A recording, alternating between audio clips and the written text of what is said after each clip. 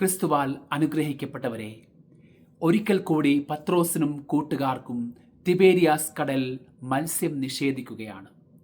രാത്രി മുഴുവനും അധ്വാനിച്ചിട്ടും അവർക്ക് ഫലമൊന്നും ലഭിക്കുന്നില്ല. അവസാനം കടൽക്കരയിൽ നിന്ന് ഒരുവന്റെ വാക്ക് കേൾക്കുമ്പോഴാണ് അവർക്ക് മത്സ്യത്തിൻ്റെ ആധിക്യം ലഭിക്കുന്നത്.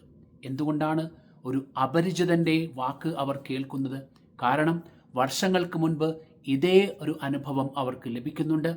ലൂക്കായുടെ സുവിശേഷം 5-ാം അധ്യായത്തിൽ വിശുദ്ധ പത്രോസിനെ വിളിക്കുന്നതിന് തൊട്ടു മുൻപായിട്ട് ഇതേ അനുഭവം അവർക്കുണ്ടാകുന്നുണ്ട്. അന്ന് യേശു തങ്ങളെ വിളിച്ചവൻ ആഴത്തിലേക്ക് വലയിറക്കുവാനായിട്ട് ആവശ്യപ്പെട്ടു. തങ്ങൾക്ക് മത്സ്യത്തിൻ്റെ ആധിക്യം ലഭിച്ചു. എന്നാൽ ഇന്ന് മറ്റൊരു അപരിചിതൻ അവരോട് പറയുകയാണ്, നിങ്ങൾ വള്ളത്തിൻ്റെ വലതുവശത്ത് വലയിറക്കുവിനെന്ന്.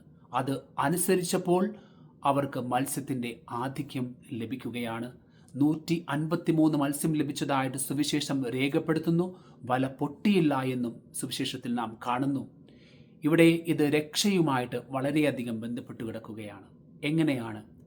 കാരണം യേശുവിൻ്റെ വാക്ക് അനുസരിക്കുമ്പോഴാണ് നമ്മുടെ ദൗത്യത്തിന് ഫലം ലഭിക്കുന്നത്.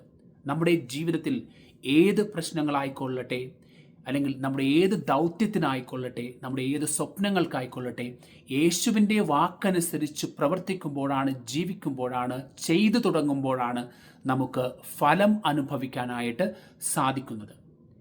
ഇവിടെ നമുക്ക് മറ്റൊരു കാര്യം കാണാനായിട്ട് സാധിക്കുന്നുണ്ട്. പത്രോസ് 2 അവസരങ്ങളിലും ഈ മത്സ്യത്തെ പിന്നിൽ നിർത്തിക്കൊണ്ട്, അല്ലെങ്കിൽ മത്സ്യത്തെ ഉപേക്ഷിച്ചുകൊണ്ട് വിളിച്ചവൻ്റെ കൂടെ പോകുന്നുണ്ട്. ഇവിടെ ആദ്യത്തെ അവസരത്തിൽ അവനെ ആ മത്സ്യത്തെ ഉപേക്ഷിച്ചുകൊണ്ട് യേശുവിനെ അനുഗമിക്കാനായിട്ട് തീരുമാനിക്കുന്നു. രണ്ടാമത്തെ അവസരത്തിൽ യേശുനാഥൻ ഒരിക്കൽ ഇവരെ ഏൽപ്പിച്ച ദൗത്യം റീസ്റ്റോർ, അല്ലെങ്കിൽ പുനരുദ്ധരിച്ചുകൊണ്ട് അവർക്ക് തിരികെ നൽകുകയാണ്. മനുഷ്യരെ പിടിക്കുവാനായിട്ടുള്ള ദൗത്യം ഏൽപ്പിക്കുകയാണ്. ഇവിടെയും പത്രോസ് തൻ്റെ മത്സ്യത്തെ ഉപേക്ഷിച്ചുകൊണ്ട് യേശുവിനെ കാണാനായിട്ട് കടലിലേക്ക് എടുത്തു ചാടുകയാണ്, യേശുവിൻ്റെ അടുത്ത് എത്തുവാനായിട്ട്. പ്രിയപ്പെട്ടവരെ, നാം അനുഗ്രഹമാണ്. മത്സ്യമെന്ന് പറയുന്നത് അനുഗ്രഹത്തിൻ്റെ പ്രതീകമാണ്. എന്നാൽ അനുഗ്രഹത്തേക്കാൾ ഉപരിയായിട്ട് അനുഗ്രഹിക്കുന്നവൻ്റെ കൂടെ പോകുവാനായിട്ടാണ് പത്രോസ് തീരുമാനിച്ചത്. നമ്മുടെ ജീവിതത്തിൽ ഒത്തിരിയേറെ അനുഗ്രഹങ്ങൾ ദൈവം തന്നിട്ടുണ്ട്. ആ അനുഗ്രഹങ്ങളിൽ നിൽക്കാതെ അതിനേക്കാൾ ഉപരിയായിട്ട് അനുഗ്രഹിക്കുന്നവൻ്റെ കൂടെ പോകുവാനായിട്ട് നമുക്ക് സാധിക്കുന്നുണ്ടോ? ഇതാണ് ഇന്നത്തെ നമ്മുടെ ചിന്താവിഷയം.